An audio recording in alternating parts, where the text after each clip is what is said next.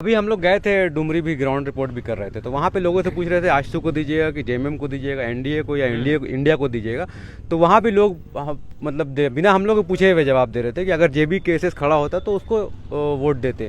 तो क्यों नहीं आप लोगों ने उपचुनाव में क्यों नहीं खड़ा किया? क्योंकि लोग जयराम महतो आप जवान लग रहे हैं, युवा हैं, जेबी केसेस भी पार्टी आई है, तो जयराम महतो के जो समर्थक बन रहे हैं वो किसको वोट करेंगे? जहाँ तक अभी तक देख रहे हैं लगभग जितने भी, जैसा आजसू बोला जाता है कि स्टूडेंट यूनियन है और जयराम महतो भी स्टूडेंट यूनियन को लेकर चल रहे हैं, तो वो जो कह दिए थे कि इस बार का जो चुनाव है इस बार हम नहीं उतर रहे हैं, तो हम लगभग देख रहे हैं कि जितने भी युवा है आजसू की ओर ही जा रहे हैं। हाँ, तो लेकिन 1932 खतियान को लेके तो टाइगर जयराम और जगन्नाथ दादा जो स्वर्गीय हैं और टाइगर जयराम महतो भी कहलाते हैं, तो क्या दोनों वो कहे थे कि जो 1932 की बात करेगा उसको हम देंगे? देखिए, जगन्नाथ महतो का डुमरी विधानसभा में अलग छवि था। यदि वो रहते या फिर मतलब रहते तो कोई उनसे टक्कर ही नहीं दे पाता। हो सकता है जयराम भैया अभी लड़ते तो अभी टक्कर होता है, लेकिन अभी जब नहीं है और देखते हैं कि बेबी देवी का थोड़ा सा बोलने उलने में थोड़ा होता है परेशानी, तो इसी वजह से हो सकता है कि युवा जो है एनडीए की ओर और आजसू की ओर भाग रहे हैं। यही अगर जेबी के एसएस खड़ी होती जयराम की पार्टी, तो फिर यदि जेबी की एसएस होती तो ना आजसू चलती, ना जेएमएम चलती, ना एनडीए चलती, कोई भी पार्टी नहीं चलती, उसमें कोई संशय नहीं। सपोर्टिंग के लिए आ रहे थे आगे? बिल्कुल बिल्कुल, चूँकि मुझे लगता है कि डुमरी की जनता से भी हम लोग रायशुमारी किए हैं। जब उपचुनाव के लिए सीट खाली हुई तो हम लोग जनता से भी अपना जो पर्यवेक्षक की टीम होती है अंदर खाने गए, तो बोला कि बोलिए जयराम बाबू को कि 24 उनका है और हम लोग भी 24 में उनके हैं, लेकिन चूंकि इस बार छोड़ दीजिए। अच्छा। हाँ, उपचुनाव को छोड़ दीजिए, आप लोग उपचुनाव में आएंगे तो लोग आप लोग को भी माने स्वार्थी कहेंगे। अच्छा। और हम भी अपने अगर सिद्धांत की बात कहें, क्योंकि आज पॉलिटिक्स में मॉरलिटी का स्थान नहीं रहा, तो हम लोग मॉरलिटी की बात कहेंगे। अगर वो सीट माननीय शिक्षा मंत्री जगन्नाथ महतो के गबन के कारण खाली होता, भ्रष्टाचार के कारण खाली होता, अपराध के कारण अगर खाली होता तो उस चुनाव को हम लोग लड़ते हैं, लेकिन मृत्यु के उपरांत खाली हुआ है, तो हम लोग नहीं चाहेंगे कि हमारे सफर की शुरुआत किसी खून के छींटों से हो। और दूसरी बात है कि जैसे जेबी के क्या समर्थन भी बन गए हैं, बहुत समर्थक हो गए हैं, वहाँ भी डुमरी में भी हैं, तो क्या वो अब किसको वोट करेंगे? क्या आपसे वो पूछ रहे हैं कि दादा, या आपके पार्टी से पूछ रहे हैं, या आप लोग कोई इंस्ट्रक्शन दे रहे हैं कि इन्हें वोट करना है? वहाँ 3 प्रखंड आते हैं, डुमरी, नावाडी और चंद्रपुरा ब्लॉक के 9 पंचायत। और पंचायत की जो हमारी कमेटी बनी थी उनसे बात हुई कि आप लोग इस चुनाव के लिए स्वतंत्र हैं। अच्छा, किसी को भी हाँ, आप किसी को वोट करें, नोटा में जा सकते हैं, चौथे तीसरे के साथ जा सकते हैं। बस 2024 में हम लोग प्रयास है कि हम लोग वहाँ बदलाव करेंगे और बेहतर बदलाव करेंगे। और ये डुमरी का उपचुनाव भी जो दिख रहे हैं फिलहाल भावनाओं में चुनाव, लेकिन हालांकि भावनाओं का राजनीति में स्थान नहीं होता, लेकिन फिलहाल वो भावनात्मक दृष्टिकोण से देखा जा रहा है। हालांकि रिजवी साहब उसमें त्रिकोणीय बना रहे हैं, लेकिन कुल मिलाकर वो दोनों देवियों के बीच, हाँ दोनों देवियों के बीच ये बेचारी एनडीए और इंडिया के बीच में, एनडीए और इंडिया के बीच दिखा जा रहा है। दोनों ही विधवा माताएं हैं, अपने पति को दोनों ने खोया है, दोनों के पतियों ने संघर्ष किया है क्षेत्र के लिए। एक तो शिक्षा मंत्री के पद पर भी काबिज रह चुके हैं, तो हम लोग उपचुनाव पर फोकस ना करके बाकी जो हमारा क्षेत्र है, जामताड़ा है, कोडरमा है, चतरा है और अन्य जो जिले हैं, हम लोग वहाँ पर फोकस कर रहे हैं और हमें उम्मीद है कि हमें बेहतर रिजल्ट भी आएगा और जनता का बेहतर सपोर्ट भी मिलेगा। तो जैसे जो आप सभा कर रहे थे पहले, छोटी छोटी सभा 1932 को लेके, और उसमें क्या था कि आपका मतलब एक दिन में बहुत ज़्यादा सभा होता था, और अभी बड़ा सभा हो रहा है, बदलाव बड़े बड़े डिस्ट्रिक्ट में जा रहे हैं, तो उसमें और इसमें क्या बदलाव आया? भाषण में बदलाव आया है, कार्य करने की शैली में बदलाव आया है, दोनों में क्या मतलब मेजर चेंज क्या आया है? मतलब हाँ, मेजर चेंज ये हुआ कि इससे पहले हम लोग आंदोलन के चर्चे करते थे कि हमें किस प्रकार से आंदोलन करना है, इन मुद्दों जो नीतियाँ आ रही है उससे हमारे राज्य को नुकसान क्या हो रहा है। बाकायदा हम लोग नुकसान बताने के बाद हम लोग ये भरपाई भी बता रहे हैं कि हम लोग क्या कर सकते हैं।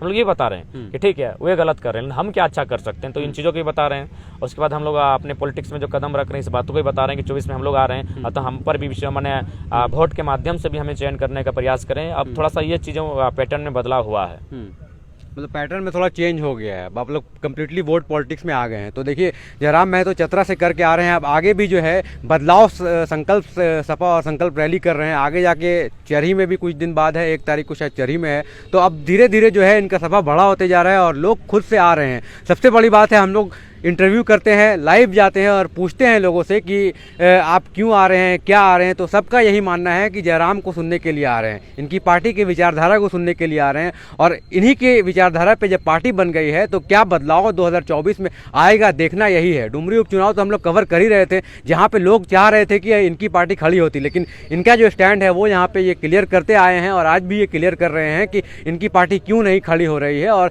ये पूरी तैयारी के साथ 2024 में उतर रहे हैं। तो अगला जो सभा है वो आपका क्या है? कोई आपका आईटी टीम बना है या फिर मतलब क्या है, टीम कैसा है? कोई अनऑर्गेनाइज्ड है, ऑर्गेनाइज्ड है? आप कैसे? नहीं, अब हम लोग वेल मेंटेन टीम के साथ चल रहे हैं। अब हम लोग भी थोड़ा सा प्रिपेयर्ड के साथ डिसिप्लिन मेंटेन करते हुए एक बेहतर टीम है जो आईटी की तरह मैंने सेल की तर्ज पर कार्य कर रही है और हमें जो भी अंदरूनी डेटा हैं उन्हें प्रोवाइड करा रही है।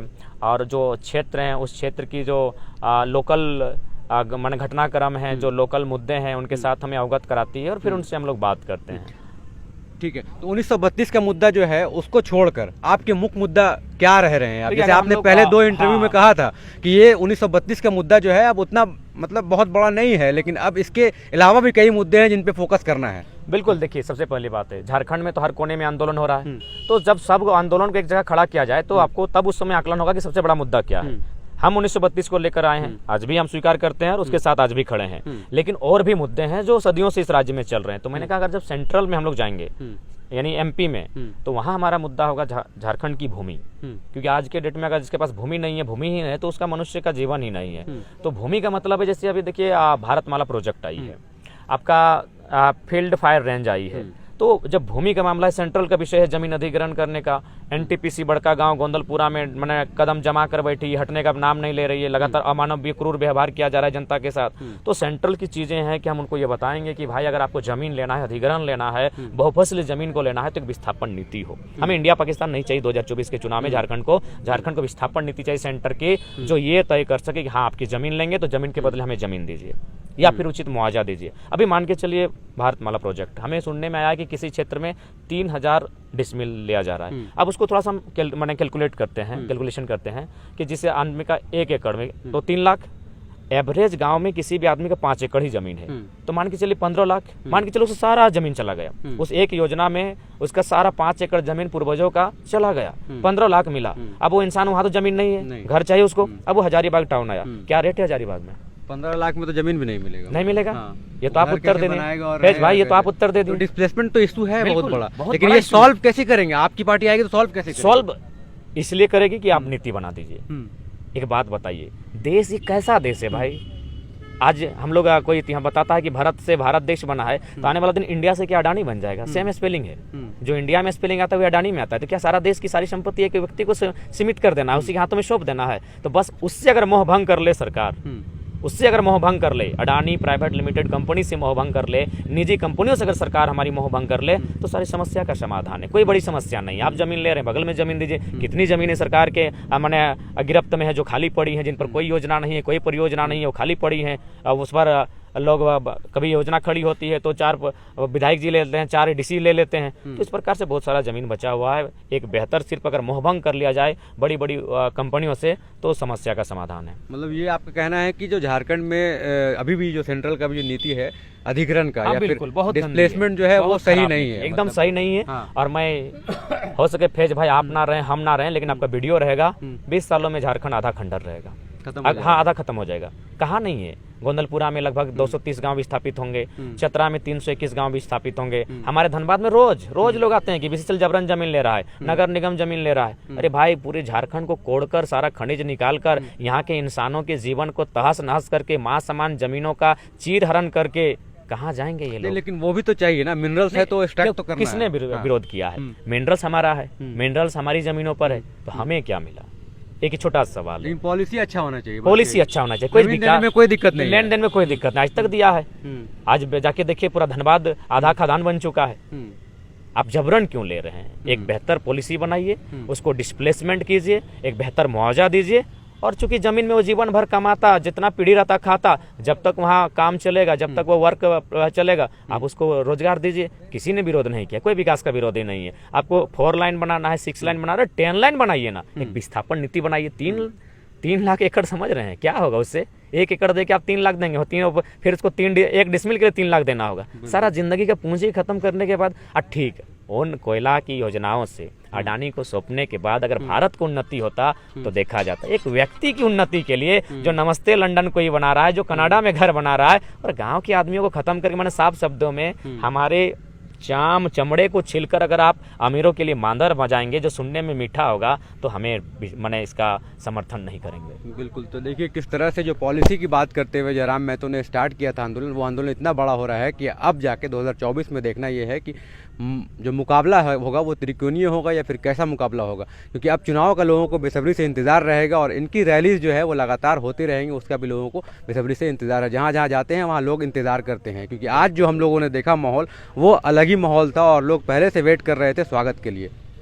चेंज हो गया, चेंज की शुरू से जो स्वागत हो रहा था अब तो बड़ा होते जा रहा है चेंज। और सबसे बड़ी बात मैं और एक बात बता दूं, अगर आज अभी फुटबॉल का समय है, आप बराबर जाते हैं, पोलैंड वाली भाभी के साथ बराबर जाते हैं, तो वहाँ जो भी चीफ गेस्ट आते हैं, पता कीजिएगा वो कोई ना कोई प्राइज देता है, 10,000 फर्स्ट प्राइज, सेकंड प्राइज, कुछ ना कुछ वो चीफ गेस्ट देता है। मुझे लगता है, शायद मैं अपनी बड़ाई नहीं करूंगा, लेकिन इस छोटी सी उम्र में एक ऐसा मुख्य अतिथि हूँ जिसको लोग 4,000 रुपये का पेट्रोल भरते हैं, तब हम चीफ गेस्ट बन के जाते हैं। अच्छा। जी हाँ, ये उल्टा किए हैं हम भाई, उल्टा किए हैं। चीफ गेस्ट का मतलब होता है कि फर्स्ट प्राइज उससे लेना, जो भी खर्चा है, पैसा बहुत ज्यादा देंगे तभी हमको बुलाएगा, तभी चीफ गेस्ट। नियम है, हम लोग भी टूर्नामेंट किए हैं। चीफ गेस्ट का मतलब है उनसे पैसा फर्स्ट लेना प्राइज, है। नहीं फर्स्ट प्राइज, अच्छा, पैसा नहीं लेना है कि सर फर्स्ट प्राइज जो भी आप दे दीजिए। अच्छा। ट्रॉफी है तो ट्रॉफी दे आपको दीजिए, चीफ गेस्ट बना बकरा है तो देंगे। हाँ, जहाँ हम चीफ गेस्ट जाते हैं बाकायदा उल्टा पेट्रोल हमको भरा जाता है। इतना तो बदलाव ये हुआ है उल्टा हो झारखंड रहा में, है बिल्कुल उल्टा हुआ है। बिल्कुल। तो देखिए यही बदलाव को अब देखने के लिए हम लोग जाते हैं, सभा में रैली करते हैं, रैली जो करते हैं उनको कवर करते हैं, क्योंकि ये अलग है थोड़ा। झारखंड में ऐसा